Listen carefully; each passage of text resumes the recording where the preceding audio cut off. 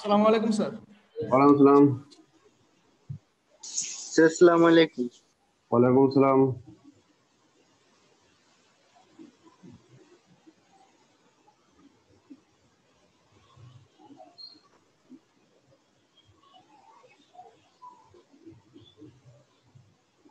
আচ্ছা, তোমরা চ্যাট বক্সে আসসালামু আলাইকুম। নাম করো। সবাই স্ক্রিন দেখতে পাচ্ছ? জি স্যার।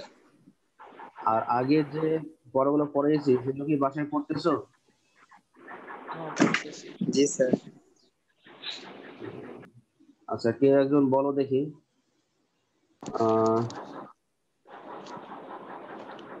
পিনোসাইটোসিস কি জিনিস? কেউ বলতে পারবা পিনোসাইটোসিস? বা মাইক্রোভিলাস কি? আসসালামু আলাইকুম। ওয়ালাইকুম আসসালাম। মাইক্রোভিলাস কি কেউ বলতে পারবা? মাইক্রোভিলাস কাকে বলে? গত ক্লাসে পড়াইছি। স্যার ক্ষুদ্রান্তে মাইক্রোভিলাস ক্ষুদ্রান্তে ক্ষুদ্রান্তে প্লাজমা মেমব্রেনের ঝিল্লির বিভিন্ন স্তরে ভাঁজকে মাইক্রোভিলাস বলে। আঙুলের মতো Yes, ভাঁজ মানে থাকে তাকে মাইক্রোভিলাস বা কোষঝিল্লি মাইক্রোভিলাই বলে। যখন সাইটোপ্লাজমের দিকে একটা ভাঁজ তৈরি করবে, সেই ভাঁজটাকে বলবো মাইক্রোভিলাস। ঠিক আছে? আর স্যার কোষ অভ্যন্তরে অধিক প্রবিষ্ট মাইক্রোভিলাসকে পিনোসাইটিক Yes. ফোসকা বলে। আচ্ছা, থ্যাংক ইউ, অনেক খুশি হলাম। তোমার নাম কি? নূর আলম। আচ্ছা, সুন্দর বলেছো। হ্যাঁ, ওই ভাঁজটা যদি অনেক বড় হয় তখন সেটা হবে পিনোসাইটিস। আচ্ছা, আজকের ক্লাস আমি শুরু করছি। ঢাকা সিটি কলেজ অনলাইন ক্লাসে তোমাদের সবাইকে স্বাগতম জানাচ্ছি। আজকের ক্লাস পরিচালনায় আমি ডক্টর মোহাম্মদ মাহবুব হাসান, সহযোগী অধ্যাপক, ঢাকা সিটি কলেজ জীববিজ্ঞান বিভাগ। আজকের যে আলোচ্য টপিকস সেগুলো হলো কোষ প্রাচীরের ভৌত, রাসায়নিক, সূক্ষ্ম গঠন এবং কোষ প্রাচীরের কাজ। আজকের ক্লাস পরিচালনায় বা আজকের যে স্লাইড তৈরিতে জীববিজ্ঞান বিভাগের সকল সহকর্মী যারা এই স্লাইড তৈরিতে সহযোগিতা করেছেন তাদেরকে আন্তরিক কৃতজ্ঞতা প্রকাশ করছি।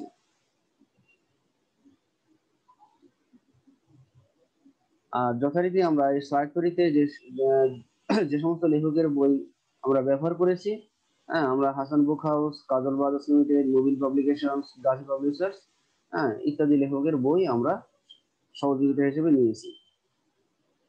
তো প্রথমেই আমরা আসি কোষ প্রাচীর। কোষ প্রাচীর আমরা জানি, আমরা বিগত ক্লাসে আমরা জেনে আসছি যে একমাত্র উদ্ভিদ কোষেই কোষ প্রাচীর আছে, প্রাণী কোষে কোষ প্রাচীর থাকে না। তো কোষ প্রাচীরের সংজ্ঞাটা কি? উদ্ভিদ কোষের প্লাজমা মেমব্রেনের বাইরে যে সেলুলোজ নির্মিত পুরু, দৃঢ়, ভেদ্য, স্থিতিস্থাপক জড়প্রাচীর থাকে তাকে কোষ প্রাচীর বলে। তাহলে এটা অবশ্যই কোষঝিল্লির বাইরে থাকবে, হ্যাঁ, এবং অবশ্যই সেলুলোজ নির্মিত পুরু, দৃঢ়, ভেদ্য এবং স্থিতিস্থাপক জড়প্রাচীর দ্বারা এটা গঠিত। আবিষ্কারক রবার্ট হুক 1665 সালে অণুবীক্ষণ যন্ত্রে বোতলের কর পরীক্ষা করার সময় এক ধরনের প্রকোষ্ঠ দেখেছিলেন, তা ছিল মূলত কোষ প্রাচীর। এখন কাদের কোষ প্রাচীর থাকে না? আমরা জানি প্রাণী কোষে থাকবে না। উদ্ভিদের মধ্যে পরাগরেণু আছে, পরাগরেণু এবং উদ্ভিদের যে জনন কোষ মানে শুক্রাণু, ডিম্বাণু, এগুলোতেও কোষ প্রাচীর থাকবে না। ঠিক আছে? তাহলে সেগুলোতে কি থাকবে? শুধু কোষঝিল্লি থাকবে। উদ্ভিদ কোষে মধ্যপর্দা এবং কোষঝিল্লির মাঝখানে জড় কোষ প্রাচীরের অবস্থান। তাহলে উদ্ভিদ কোষে এটা কোথায় আছে? মধ্যপর্দা এবং কোষঝিল্লির মাঝখানে জড় কোষ প্রাচীরের অবস্থান। তো আমরা প্রথমে এখন আসবো কোষ প্রাচীরের ভৌত গঠন। তাহলে উদ্ভিদ কোষের যখন আমরা কোষ প্রাচীর দেখব তখন সেখানে আমরা তিনটি স্তর দেখব। প্রথম স্তর হবে মধ্যপর্দা, তারপরে প্রাইমারি প্রাচীর, তারপরে সেকেন্ডারি প্রাচীর। প্রথমে আমরা আসি মধ্যপর্দা। আমরা এটা ছবিতে একটু দেখে নিই মধ্যপর্দার অবস্থানটা। এই যে একটা ছবি, এখানে দেখো যে কালো যে ফিগারটা আছে এইটাকে বলতেছি আমরা মধ্যপর্দা। এখানে আসলে পাশাপাশি দুইটি কোষের কোষ প্রাচীরের আংশিক চিত্র এখানে দেখানো হয়েছে। তাহলে মাঝের কালো অংশটা হলো মধ্যপর্দা, এটা হলো কোষ প্রাচীরের প্রথম স্তর। তারপরে সবুজ একটা অংশ আমরা দেখতে পাচ্ছি, একটা স্তর, এটা হলো প্রাথমিক প্রাচীর। তাহলে এটা এদিককার স্তরটা হলো এই কোষের কোষ প্রাচীরের অংশ, আর এদিককার স্তরটা হলো তার পাশের কোষের কোষ প্রাচীরের অংশ। এটাও প্রাথমিক প্রাচীর, এটাও প্রাথমিক প্রাচীর।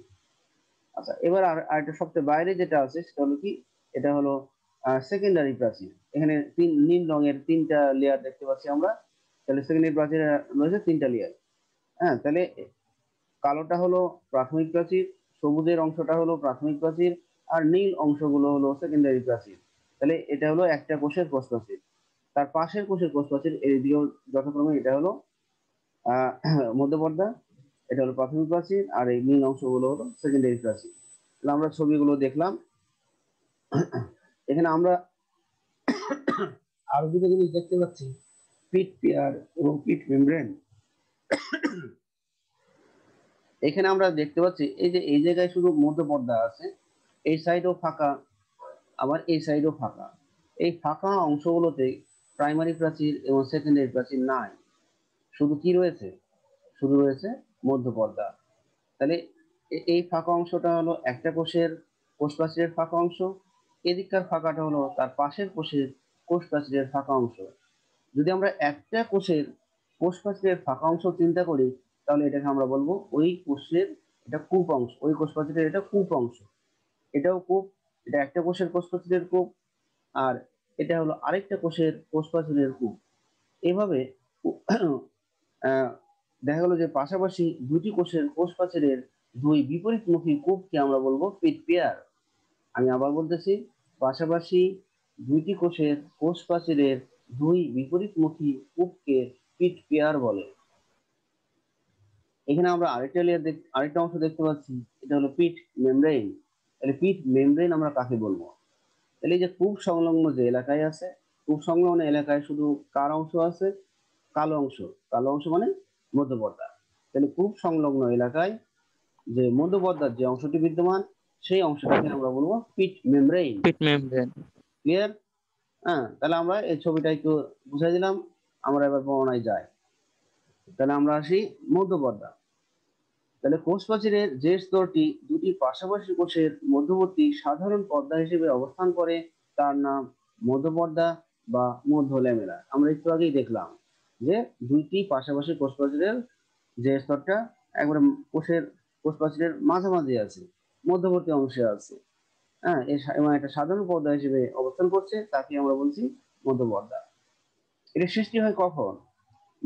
মাইটোসিস কোষ বিভাজনের টেলোফেজ পর্যায়ে এর সূচনা ঘটে এবং সাইটোকাইনেসিস পর্যায়ে পূর্ণতা পায়। তাহলে মাইটোসিস কোষ বিভাজনের সব শেষ ধাপটা হলো টেলোফেজ। এই টেলোফেজে এই মধ্যপর্দার উৎপত্তি ঘটে, আর এর শুরু হয় মানে মধ্যপর্দার শুরু হয় হলো টেলোফেজ পর্যায়ে, কিন্তু সেটা পূর্ণতা পায় পরবর্তী সাইটোকাইনেসিস পর্যায়ে। আমরা জানি মাইটোসিসকে আমরা দুইটা ভাগে ভাগ করতে পারি, একটা হলো ক্যারিওকাইনেসিস আর একটা হলো সাইটোকাইনেসিস। সাইটোকাইনেসিস। ক্যারিওকাইনেসিসের শেষ ধাপকে বলতেছি আমরা টেলোফেজ। টেলোফেজে এর সূচনা হবে, আর সাইটোকাইনেসিসে এর পূর্ণতা পাবে। তাহলে এটা কোন কোন উপাদান তৈরি করে? সাইটোপ্লাজম থেকে আসা ফ্র্যাগমোপ্লাস্ট। তাহলে সাইটোপ্লাজম থেকে এক ধরনের জিনিস আসবে, তার নাম কি? ফ্র্যাগমোপ্লাস্ট। আর এটা হলো গোলগি বডি থেকে আসা পেকটিন জাতীয় ভেসিকল মিলিতভাবে মধ্যপর্দা সৃষ্টি করে। তো ফ্র্যাগমোপ্লাস্ট হলো এক ধরনের উপাদান, আর গোলগি বডি থেকে আসা পেকটিন হলো এক ধরনের উপাদান। এই পেকটিন জাতীয় ভেসিকল মিলিতভাবে মধ্যপর্দা সৃষ্টি করে। গোলাম মুক্তাদির, বলো। স্যার কথা স্পষ্ট আসতেছে না। আচ্ছা, সাইটোপ্লাজম থেকে আসা ফ্র্যাগমোপ্লাস্ট এবং গোলগি বডি থেকে আসা পেকটিন জাতীয় ভেসিকল মিলিতভাবে মধ্যপর্দা সৃষ্টি করে। বোঝা যায়? জি স্যার। জি স্যার, বোঝা যায়। আচ্ছা, থ্যাংক ইউ। তাহলে আমরা এখানে দেখতে পাচ্ছি যে সাইটোপ্লাজম থেকে আমরা পাচ্ছি ফ্র্যাগমোপ্লাস্ট, আর গোলগি বডি থেকে আসা পেকটিন। তাহলে পেকটিন এমন একটা উপাদান, এটা আসলে একটা লবণের মিশ্রণ। পেকটিন মানে হলো এখানে দুই ধরনের লবণ থাকে। হ্যাঁ, এটা হলো একটা ক্যালসিয়াম পেকটেট, অদ্রবণীয় ক্যালসিয়াম পেকটেট, আর আরেকটা হলো ম্যাগনেসিয়াম পেকটেট। তাহলে এই লবণগুলোই মূলত পেকটিন। এই লবণগুলো আসবে হলো গোলগি বডি থেকে। তাহলে এই দুইটা উপাদান মিলে তৈরি করবে মধ্যপর্দা। পেকটিক অ্যাসিড বেশি থাকার কারণে এটি প্রথম দিকে জেলির মতো থাকে। তাহলে যখন প্রথমে সূচনা হবে তখন এটা দেখতে জেলির মতো। এটি সিমেন্টের মতো দুটি কোষকে সংযুক্ত রাখে এবং বিগলিত হয়ে গেলে দুটি কোষ পৃথক হয়ে যায়। যখন তৈরি হবে তখন কিন্তু জেলির মতো, পরবর্তীতে যখন মধ্যপর্দা পরিণত হবে তখন কিন্তু এটা অনেক শক্ত হয়ে যাবে এবং দুইটা কোষকে সংযুক্ত রাখবে। আবার যখন কোষ বিভাজনের সময় হবে, হ্যাঁ, একটা কোষ থেকে যখন দুইটা কোষ সৃষ্টি হবে তখন আবার কি হবে, এরা বিগলিত হয়ে যায়। আচ্ছা, দুইজন হাত তুলেছো, বলো। স্যার এই যে পিট পেয়ার পিট পেয়ার এলাকাটা তো কূপের কূপের জায়গায় থাকে। হ্যাঁ হ্যাঁ কূপ দিয়ে কি স্যার এক কোষ থেকে আরেক কোষে উপাদান চলাচল করে? হ্যাঁ হ্যাঁ, ভালো একটা কোশ্চেন করেছো। হ্যাঁ, ওখানে যাই, ওটা আমরা পরে আসতেছি, ওটা প্লাজমোডেজমা, ওটার নাম হলো। স্যার এই প্রশ্নটা ওই কারণে ছিল না স্যার। তাহলে হ্যাঁ এই যে যে মধ্য পর্দা যে বললেন স্যার সিমেন্টের মতো শক্ত হয়ে যায়, হ্যাঁ হ্যাঁ হ্যাঁ তখন স্যার এটার ভিতর দিয়ে কিভাবে চলাচল করে না, যদি এত সিমেন্টের শক্তই থাকে মতো, মাঝখানে? সিমেন্টের মতো কিন্তু আসলে তো এটা সিমেন্ট না, তাই না? মানে ওটা তুলনা করা হচ্ছে, আমরা যখন তুলনা করছি। ও স্যার, ও হ্যাঁ, যে তুমি মনে করো যে একটা হুঙ্কার দিলা, আমি বললাম যে বাঘের মতো ছেলেটা হুঙ্কার দিল, তাহলে তুমি বাঘ হয়ে গেলা? ও না স্যার, মানে সিমেন্ট যেমন সংযোগ রাখে এটা তেমন সংযোগ রাখছে, এটা হ্যাঁ হ্যাঁ বোঝাইছে। হ্যাঁ হ্যাঁ হ্যাঁ হ্যাঁ, এরকম এটাই বোঝানো হয়েছে। Okay sir, thank you. Sir পর্দাটা কি ভেদ্য পর্দা নাকি? হ্যাঁ, কি বলো? হ্যালো। স্যার মধ্য পর্দাটা কি ভেদ্য, মানে এটার ভিতর দিয়ে চলাচল করতে পারে? হ্যাঁ, মধ্যপর্দা ভেদ্য যদি সেখানে প্রাইমারি প্রাচীর, হ্যাঁ, আর সেকেন্ডারি প্রাচীর না থাকে তাহলে এটা কাজ করবে। জি স্যার। মধ্যপর্দাটা ভেদ্য। আচ্ছা স্যার। আচ্ছা, এবার ওকে আসি স্যার, আমরা থ্যাংক ইউ। 2 নম্বর অংশ, সেটার নাম হলো কি প্রাইমারি প্রাচীর, আর এটা হলো সেকেন্ডারি প্রাচীর। তাহলে আমরা 1 নম্বর স্তর শেষ করেছি, তার নাম ছিল মধ্যপর্দা। এবার 2 নম্বর প্রাচীরটা আসছি, মানে বা 2 নম্বর স্তরটা আসছি। তাহলে দ্বিতীয় স্তরটি হলো প্রাইমারি প্রাচীর বা প্রাথমিক প্রাচীর। আমরা এটা দেখেছিলাম যে এই প্রাইমারি প্রাচীর কয় স্তর বিশিষ্ট ছিল? 1 স্তর বিশিষ্ট ছিল, তাই না? ছবিতে আমরা দেখেছিলাম 1 স্তর বিশিষ্ট। জি জি স্যার। স্যার। জি আর স্যার। হ্যাঁ বলো। মধ্যপর্দার উপর সেলুলোজ, হেমিসেলুলোজ এবং গ্লাইকোপ্রোটিন ইত্যাদি জমা হয়ে একটি পাতলা স্তর তৈরি করে, এটি প্রাথমিক প্রাচীর। এবং এর পুরুত্ব হলো 1 থেকে 3 মাইক্রোমিটার। তাহলে মধ্যপর্দার এখানে যে স্তর, মধ্যপর্দার পরে প্রাইমারি প্রাচীর যেটা তৈরি হয়, সেই উপাদানগুলো কি কি? সেলুলোজ, হেমিসেলুলোজ এবং গ্লাইকোপ্রোটিন। আর এরা মিলিত হয়ে তৈরি করে একটা পাতলা স্তর। এই স্তরের পুরুত্ব হলো 1 থেকে 3 মাইক্রোমিটার। আর এটা কোথায় তৈরি হবে? মধ্যপর্দার অন্ততলে এটি তৈরি হয়। আমরা দেখেছি আগের ছবিতে যে মধ্যপর্দার অন্ততলে এটি তৈরি হয়েছে। এবার আসছি আমরা সেকেন্ডারি প্রাচীর। তাহলে প্রাইমারি প্রাচীরের উপরে স্তরে স্তরে সেলুলোজ ও লিগনিন জমা হয়ে যে স্তর সৃষ্টি করে তার নাম সেকেন্ডারি প্রাচীর। এই সেকেন্ডারি প্রাচীর তৈরি হবে প্রাইমারি প্রাচীরের উপরে। হ্যাঁ, প্রাইমারি প্রাচীরের উপরে আরো স্তর সৃষ্টি হবে এবং সেগুলো সেলুলোজ, লিগনিন জমা হয়ে যে স্তর সৃষ্টি করে তার নাম সেকেন্ডারি প্রাচীর। কোষের পরিণত অবস্থায় এর উৎপত্তি ঘটে। স্তরটি বেশ পুরু। হ্যাঁ, যেহেতু এর আমরা দেখেছিলাম এই এই এই প্রাচীরটা প্রায় 3টা স্তর নিয়ে গঠিত ছিল, ছবিতে দেখেছিলাম। স্তরটি হলো 5 থেকে 10 মাইক্রোমিটার পুরু হয় এবং 3 স্তর বিশিষ্ট। আবার যেসব কোষে বিপাকীয় কাজ চলে, যেমন ভাজক কোষ, সেসব কোষে সেকেন্ডারি প্রাচীর তৈরি হয় না। কেবল স্থায়ী কোষে প্রাকিড ভেসেল এ প্রাচীর সৃষ্টি হয়। তাহলে সেকেন্ডারি প্রাচীর কিন্তু সব ধরনের কোষে থাকবে না। যাদের বিপাকীয় কাজ বেশি, যেমন ভাজক কোষ, তাদের ক্ষেত্রে সেকেন্ডারি প্রাচীর তৈরি হবে না। আচ্ছা, কেন তাহলে আমরা বলতেছি যে ভাজক কোষে সেকেন্ডারি প্রাচীর তৈরি হবে না? বিপাকীয় কাজ বলতে আমরা কি বুঝি? কেউ অ্যান্সার দিতে চাইলে বলতে পারো। বিপাকীয় কাজ বলতে কি বুঝি? স্যার যে কাজগুলো আমাদের শরীরের বিশ্রাম অবস্থায় ঘটে, যেমন পরিপাক, হ্যাঁ নাকি অন্য কিছু স্যার? হয়, ঠিক আছে, কিন্তু আমরা আরেকটু এর আগেও আমি বিপাক সম্পর্কে বলেছিলাম তোমাদের, হয়তো তোমাদের মনে নাই, যে আমাদের শরীরে কি হয়, অনবরত ভাঙ্গা এবং গড়ার কাজ চলতে থাকে, তাকে আমরা বলেছিলাম বিপাক। বিপাকের ইংলিশ ওয়ার্ড হলো স্যার মেটাবলিজম। আর মেটাবলিজম ইকুয়াল টু হলো অ্যানাবলিজম মানে গড়া, আর ক্যাটাবলিজম মানে ভাঙা। তাহলে আমাদের শরীরে অনবরত ভাঙা এবং গড়ার কাজ চলতেছে। এটা আমাদের শরীর এবং উদ্ভিদের শরীরেও এই একই ঘটনা ঘটতেছে। তাহলে এই ভাঙা এবং গড়ার কাজটাই হলো বিপাক। ঠিক আছে? তাহলে যে ভাজক কোষগুলো আছে, এই ভাজক কোষগুলো কি কাজ করছে? বিপাকীয় কাজ করতেছে। আর এই বিপাকীয় কাজ করার জন্যই এরা কি করছে, যে এদের সেকেন্ডারি প্রাচীর তৈরি হয় না। আর যেহেতু এরা বিপাকীয় কাজ বেশি করে, মনে করো যে এখানে হয়তো মাইটোকন্ড্রিয়া যতগুলো আছে তার দ্বিগুণ করতে হবে, বা ক্লোরোপ্লাস্ট যতগুলো আছে তার দ্বিগুণ করতে হবে, কারণ তার পরবর্তী কাজ কি, ভাজক কোষের যে বিভাজন করা। তাহলে এই বিভাজন করার জন্যই, কোষকে বিভাজন করার জন্যই তাকে বিভাগীয় কাজ বেশি করতে হয়। এই জন্য সেকেন্ডারি প্রাচীর তৈরি হবে না। বলো, দুজন হাত তুলেছো, বলো, দুজন হাত তুলেছো, বলো। মুক্তাদির, মুক্তাদির কিছু বলতে চাইলে বলো তাড়াতাড়ি।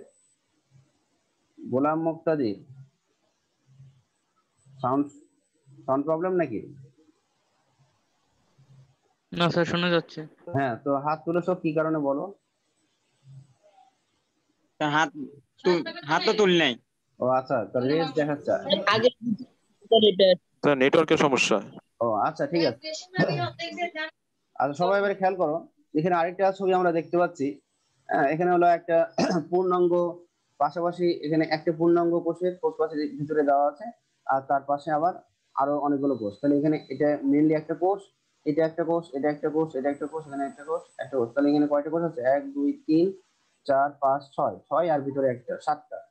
মানে একটা পূর্ণাঙ্গ কোষ দেওয়া আছে, আর বাকি 6টা আছে মানে আংশিক। তাহলে এখানে সবাই খেয়াল করো, যেটা পূর্ণাঙ্গ দেওয়া আছে, তাহলে এই যে কালো যে অংশটা আমরা দেখতে পাচ্ছি, এই কালো অংশটার নাম কি? অবশ্যই মধ্যপর্দা। আমরা এর আগে দেখেছি কালো অংশটার নাম কি, মধ্যপর্দা। মধ্যপর্দা। সবুজ যে অংশটা আমরা দেখতে পাচ্ছি, এই অংশটার নাম কি? প্রাইমারি প্রাচীর। প্রাইমারি প্রাচীর। প্রাইমারি প্রাচীর, আর নীল যে অংশটা আমরা দেখতে পাচ্ছি সেটা হলো সেকেন্ডারি সেকেন্ডারি প্রাচীর। সেকেন্ডারি। হ্যাঁ সেকেন্ডারি প্রাচীর। হ্যাঁ। আর এখানে আমরা দেখতে পাচ্ছি এটা হলো কোষ গহ্বর, এটা হলো নিউক্লিয়াস। আর এখানে ধরে নাও আরো অনেক অঙ্গাণু আছে, আমরা এখানে ছবিতে দেখাই নাই। আর এখানে আমরা দেখতে পাচ্ছি ভিতরের কালো একটা লেয়ার দেখতে পাচ্ছি, সেটাকে আমরা বলছি কোষঝিল্লি বা প্লাজমা মেমব্রেন। তাহলে প্লাজমা মেমব্রেন। কোষঝিল্লির অবস্থানটা কোথায়? কোষ প্রাচীরের ঠিক ভেতরের দিকে বা নিচে। আচ্ছা, এখানে আমরা দেখতে পাচ্ছি এই যে প্লাজমোডেজমাটা, একটু আগেই কে একজন প্রশ্ন করেছিল প্লাজমোডেজমাটা কি, তাই না? তাহলে এখানে আমরা কি দেখতে পাচ্ছি? পাশাপাশি দুইটি কোষের কোষ প্রাচীর, তাই না?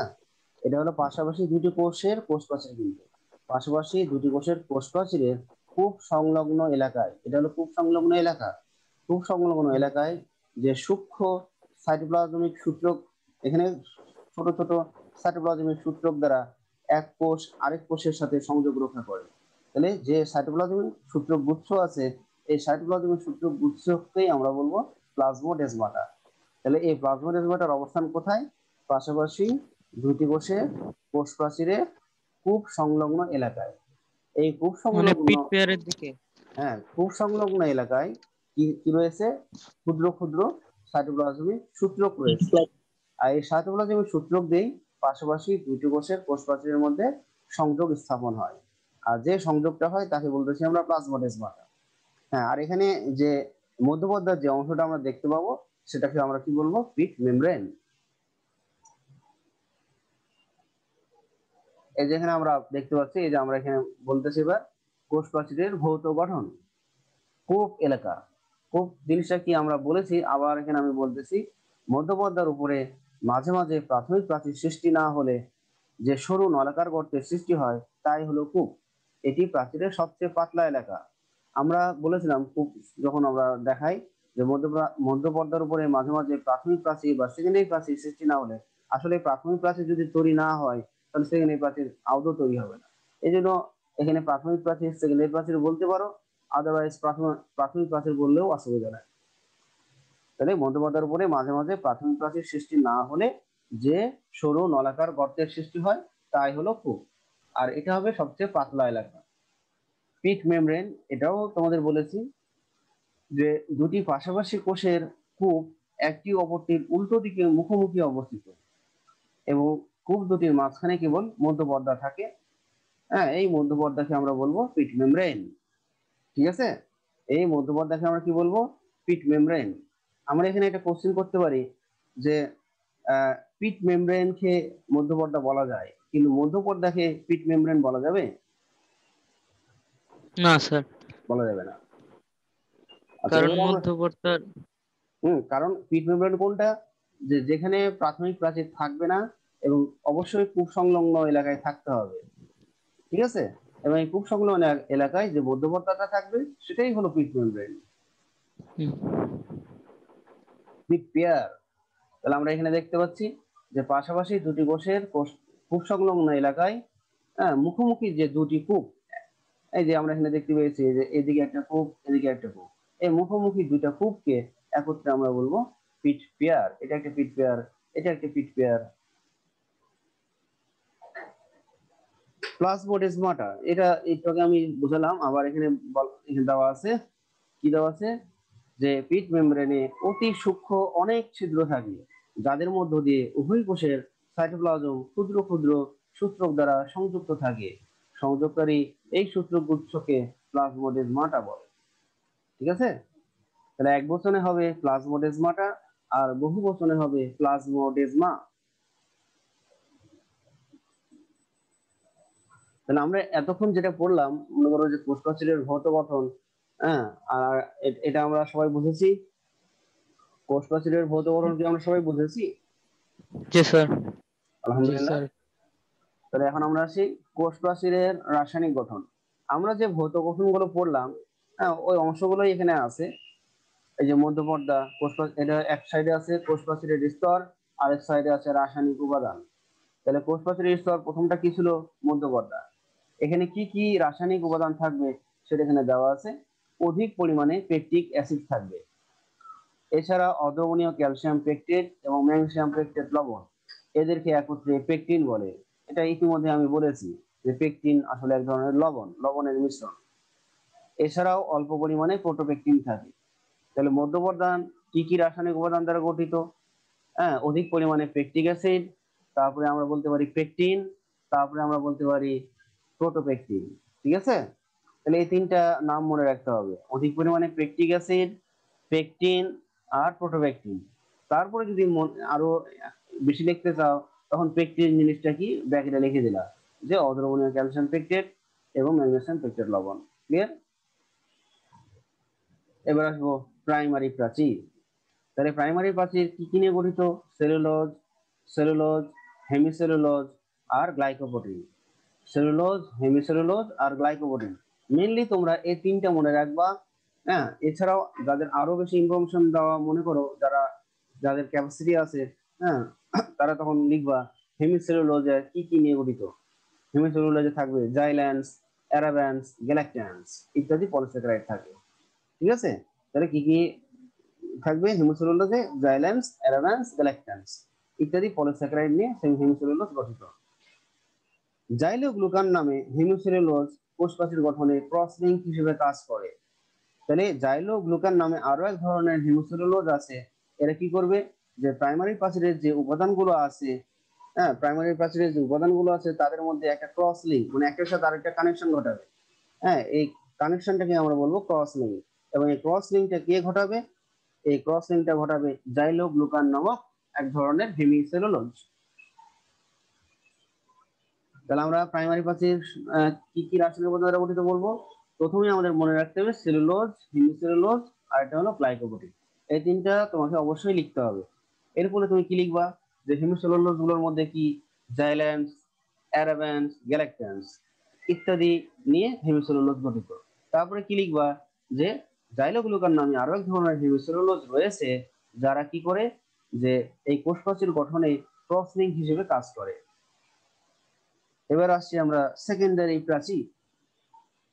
সেকেন্ডারি প্রাচীরে কি কি আছে? সেলুলোজ, লিগনিন, সুবেরিন, কিউটিন, মোম, ট্যানিন, খনিজ পদার্থ। খনিজ পদার্থগুলোর মধ্যে silicon, calcium oxalate, carbonate, calcium oxalate এবং ক্যালসিয়াম কার্বনেট, এগুলো সবই হলো খনিজ পদার্থ ইত্যাদি থাকে। তাহলে এখানে আমরা দেখতে পাচ্ছি সেলুলোজ, এখানেও দেখতে পাচ্ছি প্রাইমারি প্রাচীরেও সেলুলোজ দেখতে পাচ্ছি। তাহলে আমরা বলতে পারি যে কোষ প্রাচীর গঠনে সেলুলোজই হলো প্রধান উপাদান। আমরা নিচে পার্সেন্টেজ আকারেও দিয়েছি, সবাই একটু খেয়াল করো যে সাধারণত কোষ প্রাচীরে 40 ভাগ থাকবে সেলুলোজ, 20 ভাগ থাকবে হেমিসেলুলোজ, 30 ভাগ থাকবে পেকটিন, আর 10 ভাগ থাকবে গ্লাইকোপ্রোটিন। সবাই কোষ প্রাচীরের রাসায়নিক গঠন কি বুঝেছো? কোষ প্রাচীরের জি, স্যার। রাসায়নিক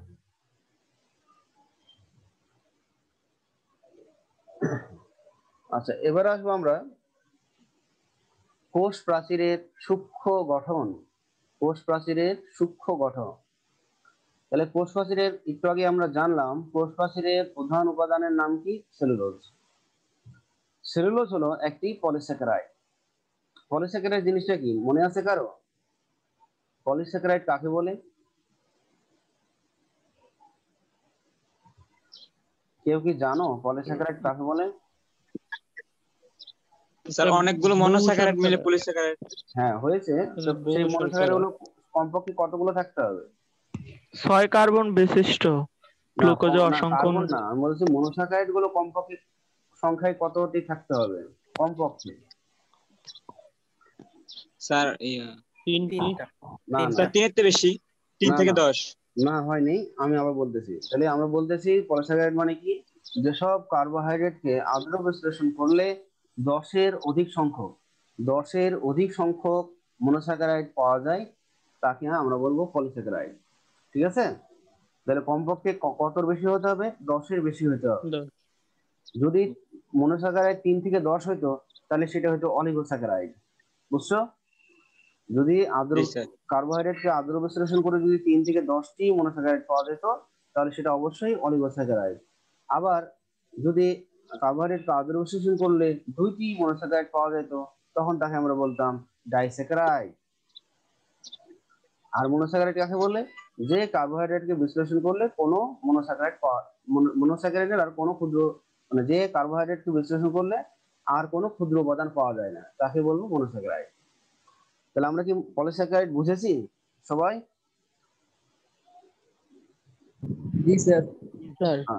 আচ্ছা, এবার আমরা আসি তাহলে যা 6 কার্বন বিশিষ্ট বিটা ডি গ্লুকোজের অসংখ্য অণু নিয়ে গঠিত। তাহলে এখানে আমরা 6 কার্বন বিশিষ্ট বিটা ডি গ্লুকোজের অসংখ্য অণু নিয়ে গঠিত। আমরা গ্লুকোজের নাম শুনেছি কিন্তু বিটা ডি গ্লুকোজের নাম শুনিনি, তাই না? এই বিটা ডি গ্লুকোজ আমরা যখন কোষ রসায়ন চ্যাপ্টার পড়াবো, মানে 3rd চ্যাপ্টার পড়াবো, তখন কেন আলফা ডি, কেন বিটা ডি হলো, এগুলো আমরা বিস্তারিত জানাবো। আপাতত এটা জেনে রাখো, এটা গ্লুকোজের একটা নাম। তাহলে 6 কার্বন বিশিষ্ট বিটা ডি গ্লুকোজের অসংখ্য অণু দ্বারা এই সেলুলোজ গঠিত। আচ্ছা, এবার পরের প্যারাতে আমরা আসছি যে 1000 থেকে 3000 সেলুলোজ অণু নিয়ে একটি সেলুলোজ চেইন গঠিত হয়। তাহলে 1000 থেকে 3000 সেলুলোজ অণু নিয়ে একটি সেলুলোজ চেইন গঠিত হবে। এবার আসছি আমরা প্রায় 100 সেলুলোজ চেইন মিলিতভাবে একটি ক্রিস্টালাইন মাইসিলি গঠন করে। 100 সেলুলোজ চেইন মিলিতভাবে একটি ক্রিস্টালাইন মাইসিলি গঠন করে। আর এই মাইসিলিকে কোষ প্রাচীরের ক্ষুদ্রতম গাঠনিক একক ধরা হয়। আবার এখানে দেখতে পাচ্ছি প্রায় 20টি মাইসিলি মিলে একটি মাইক্রোফাইব্রিল গঠন করে। 20টি মাইসিলি মিলে একটি মাইক্রোফাইব্রিল গঠন করে। 250টি মাইক্রোফাইব্রিল মিলে একটি ম্যাক্রোফাইব্রিল গঠন করে। অনেকগুলো ম্যাক্রোফাইব্রিল মিলিতভাবে একটি তন্তু বা ফাইবার গঠন করে। তাহলে আমরা নিচের যে আমরা এখানে দেখতে পাচ্ছি অ্যারো দিয়ে করা আছে, প্রথমে আসছে হলো সেলুলোজ। তাহলে কতগুলো সেলুলোজ মিলে একটা সেলুলোজ চেইন গঠিত হবে? 1000 থেকে 3000। হ্যাঁ, আমরা এটা মনে রাখবো, ক্রমটা মনে রাখবো। সেলুলোজটা মনে রাখলে আমরা প্রথমে চলে আসবো সেলুলোজ কতগুলো লাগে। 1000 থেকে 3000 সেলুলোজ মিলে একটা সেলুলোজ চেইন গঠিত হয়। আর কয়টা সেলুলোজ চেইন মিলে একটা মাইসিলি? 100টা। আবার কয়টা মাইসিলি মিলে একটা মাইক্রোফাইব্রিল? 20টি। 20টি মাইসিলি মিলে একটা মাইক্রোফাইব্রিল। আবার কয়টা মাইক্রোফাইব্রিল মিলে একটা মাইক্রোফাইব্রিল? 250টা। 250 250 মাইক্রোফাইব্রিল মিলে একটা মাইক্রোফাইব্রিল। আবার কতগুলো মাইক্রোফাইব্রিল মিলে তৈরি করবে ফাইবার বা তন্তু, আর এই তন্তুই হলো প্রাথমিক প্রাচীর। ঠিক আছে, তাহলে এই হলো আমাদের সূক্ষ্ম গঠন। তাহলে সূক্ষ্ম গঠন সম্পর্কে কারো কোনো প্রশ্ন থাকলে বলো। নাই? না স্যার। আচ্ছা, এবার আমরা আসছি তাহলে কোষের সুনির্দিষ্ট কোষ প্রাচীরের কাজ। কোষ প্রাচীরের 1 নম্বর কাজটা কি? কোষের সুনির্দিষ্ট আকৃতি দান করা। কোষের সুনির্দিষ্ট আকৃতি দান করা। 2 নম্বর, বাইরের আঘাত হতে ভেতরের সজীব বস্তুকে রক্ষা করা। 3 নম্বর, প্রয়োজনীয় প্রয়োজনীয় শক্তি ও দৃঢ়তা প্রদান করা। প্রয়োজনীয় শক্তি ও দৃঢ়তা প্রদান করা। পানি ও খনিজ লবণ শোষণ ও পরিবহনে সাহায্য করা। এক কোষ থেকে অন্য কোষকে পৃথক করা। কোষ প্রাচীরের কূপ এলাকা দিয়ে প্রয়োজনীয় বস্তু কোষের ভেতরে এবং বাইরে চলাচল করে থাকে, ওই যে প্লাজমোডেজমাটার মাধ্যমে। বহি ও অন্ত উদ্দীপনার পরিবাহক রূপে প্লাজমোডেজমাটা কাজ করে। এই হলো তাহলে কাজ। কাজ আমরা 2 থেকে 3টা কাজ পরীক্ষার সময় লিখলেই হবে। আচ্ছা, এখন আমরা আসি একটু মানে যদি কোষ প্রাচীর সম্পর্কে যদি একটা সিকিউ আসে, তখন তোমরা কি লিখবা? এখন কোষ প্রাচীরের আমি তো অনেক কিছুই পড়াইছি, এতগুলো আমরা পরীক্ষায় কিন্তু চাইবো না। আমরা এখানে কিন্তু বিভিন্ন ধরনের জিনিস পড়াইছি। একটা পড়াইছি ভৌত গঠন পড়াইছি, আরেকটা পড়াইছি রাসায়নিক গঠন, আরেকটা পড়াইছি সূক্ষ্ম গঠন। হ্যাঁ, তো তোমাদের এখানে যে কোনো একটা হয়তো আমরা পরীক্ষায় লিখতে বলবো ভৌত গঠন। যদি বলি তাহলে ভৌত গঠন, যখন ভৌত গঠন বলবো তখন ভৌত গঠন তোমরা কতটুকু লিখবা? ভৌত গঠন এখান থেকে তোমাদের বর্ণনা শুরু হবে। ভৌত গঠনে কে কে আছে? বন্দ্যোপাধ্যায়, প্রাইমারি প্রাচীর, সেকেন্ডারি প্রাচীর। ছবিটা এটাই দিবা, তারপরে চলে যাবা প্রাইমারি প্রাচীর, সেকেন্ডারি প্রাচীর। তাহলে একটু কি, তাহলে স্লাইড হলো 7, 8 আর 9। তাহলে ভৌত গঠন আসলে একটু দিলেই হবে। ক্লিয়ার? আর যদি রাসায়নিক গঠন চাই, রাসায়নিক গঠন চাইলে তখন এটা ভৌত গঠনই আসবে। রাসায়নিক গঠন আসলে এই ছকটা যেটা আছে এটাই হুবহুব দিয়ে দিবা। আরেকটা কথা, রাসায়নিক গঠন যদি চাই আমরা, তাহলে কিন্তু তোমাদের ছবি দেওয়া লাগবে না। ঠিক আছে, একমাত্র তোমরা কখন ছবি দেবা? হ্যাঁ, ভৌত গঠন। আর এই উদ্ভিদ বিজ্ঞান বলো আর প্রাণী বিজ্ঞান বলো, যখন আমরা কোনো জিনিসের গঠন চাইবো তখন অবশ্যই ছবি দেওয়ার চেষ্টা করবা। কারণ আমরা যদি ছবিটা দেখি, যেমন এই যে এই ছবিটা যদি তোমরা দাও, তাহলে কিন্তু একটা ধারণা জন্মাবে যে এই ছেলেটা বর্ণনা মোটামুটি ঠিক হবে। কারণ এটা সে যখন নিখুঁত ভাবে মধ্যপর্দা কোনটা, প্রাথমিক প্রাচীর কোনটা, সেকেন্ডারি প্রাচীর, সে যখন এটা আহ, দেখাতে পারবে, তখন ধারণা যে সে বর্ণনা করতেও পারবে। আর যদি ছবি না স্যার দাও, কোন ছবিটা দিলে ভালো হয়?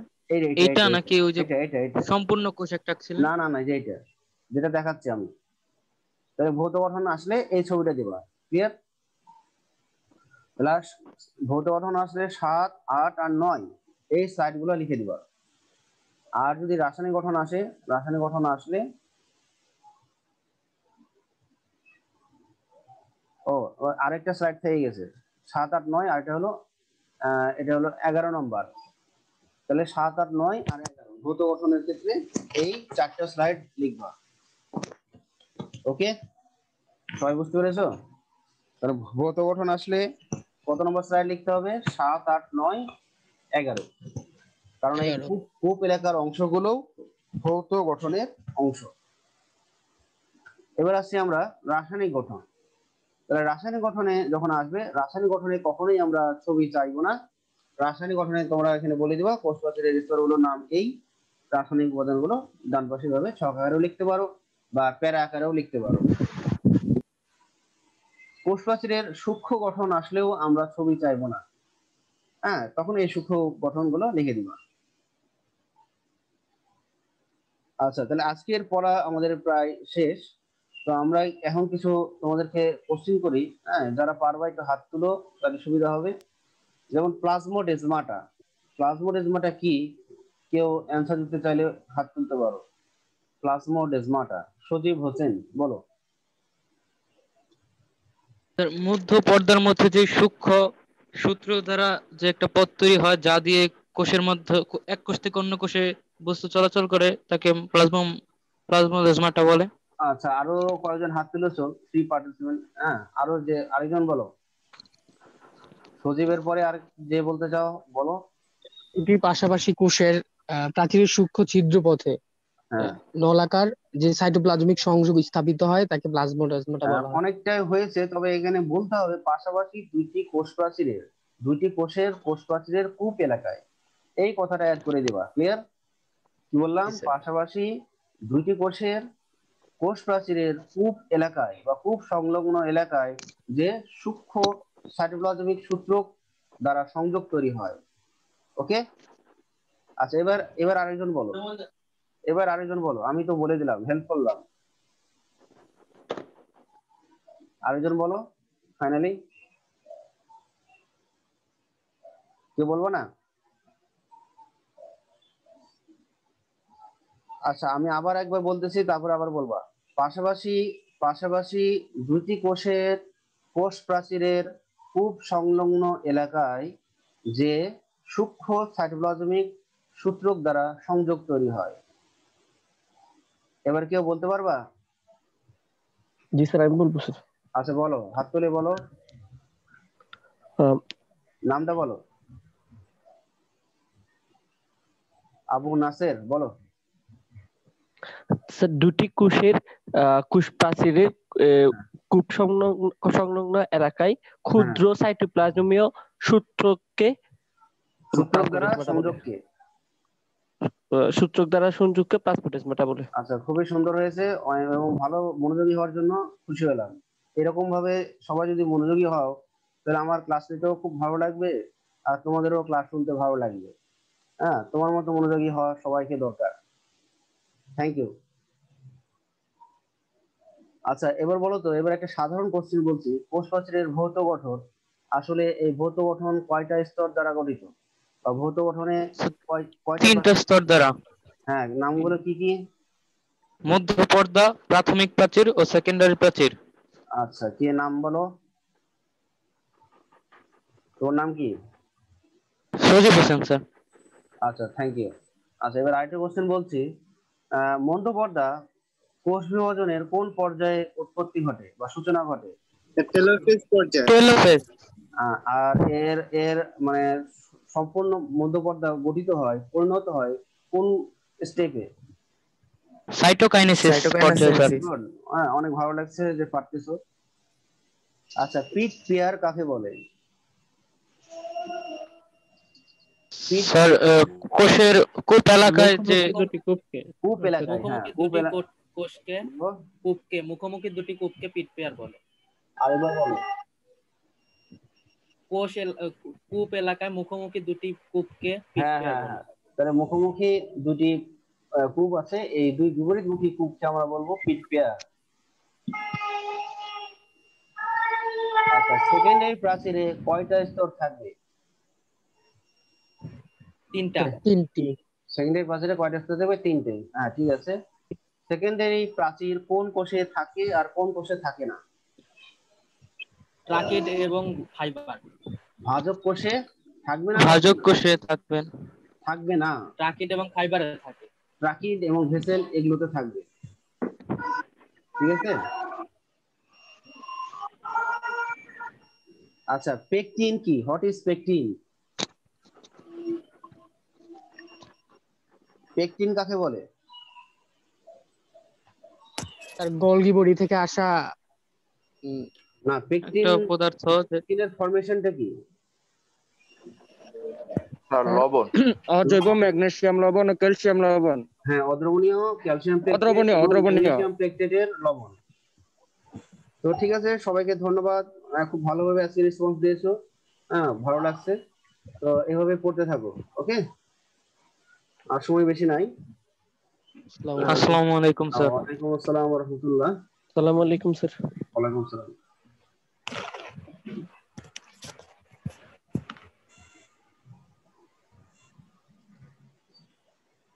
আর শেষ করছি।